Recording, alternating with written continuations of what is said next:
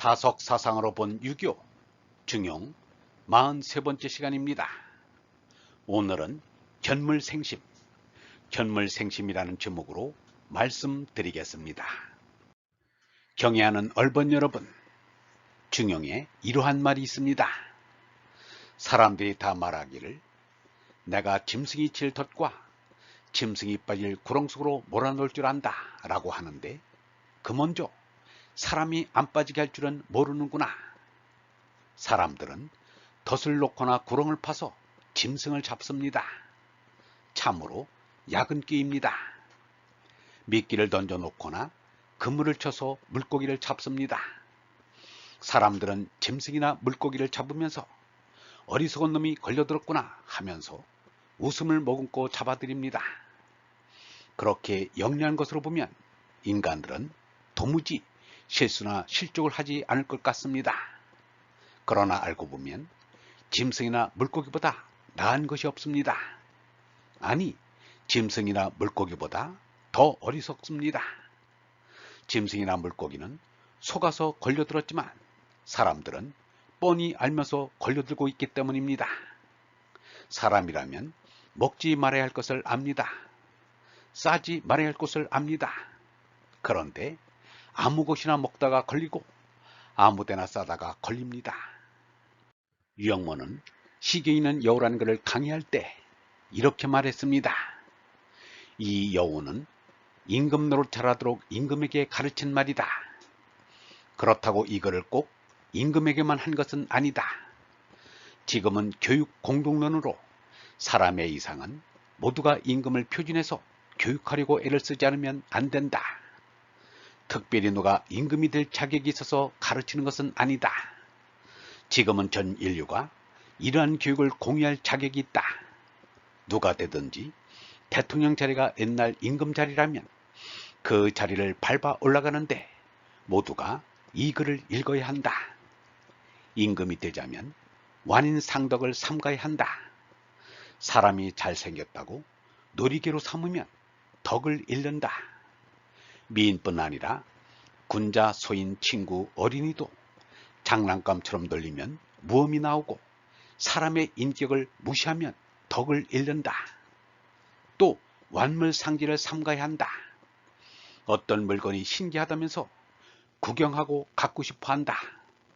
물건을 장난거리로 좋아하면 여간 굳게 먹었던 마음도 잊어버린다.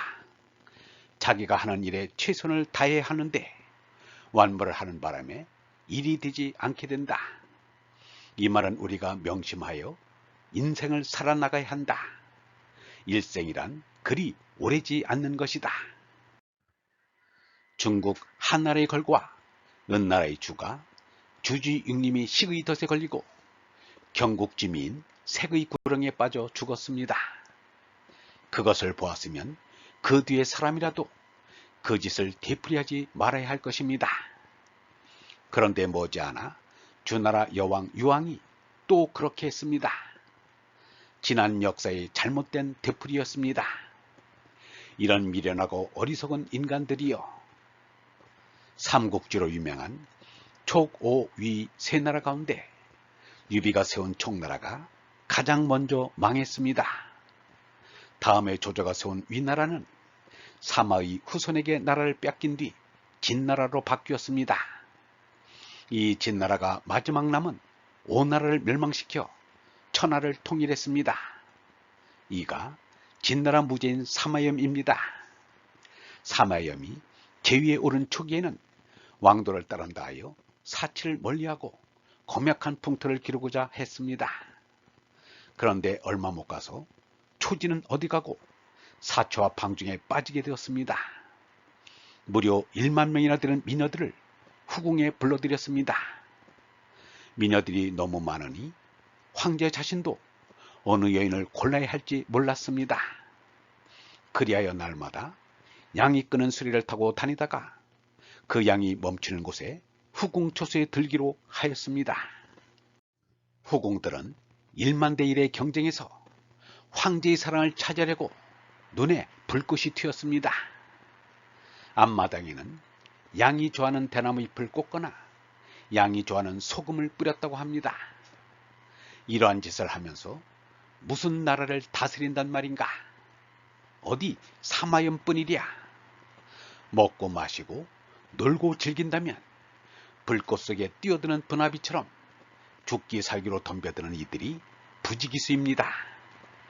그래서 오늘날에도 제조업이 활기를 잃고 서비스업만 활기를 띠고 있습니다. 몸이 하자는 대로 따라가면 멸망의 지옥입니다. 어리 시키는 대로만 하면 영생의 천국입니다.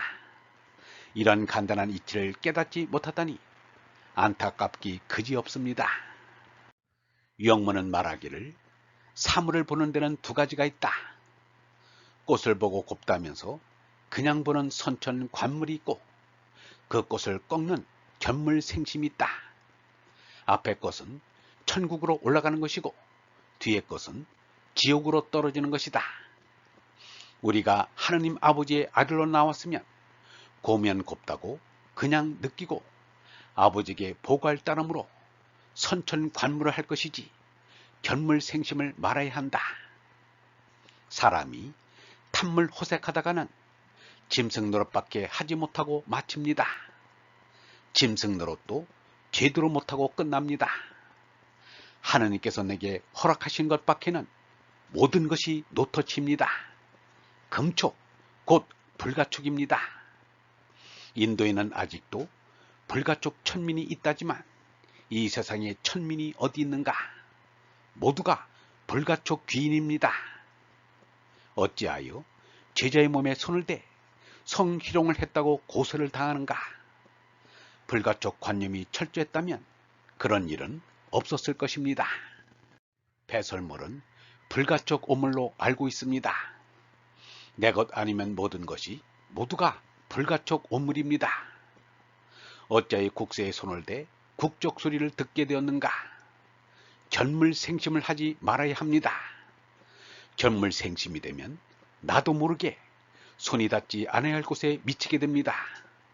모든 것은 이격거리를 두고 선천관물을 하는 것입니다.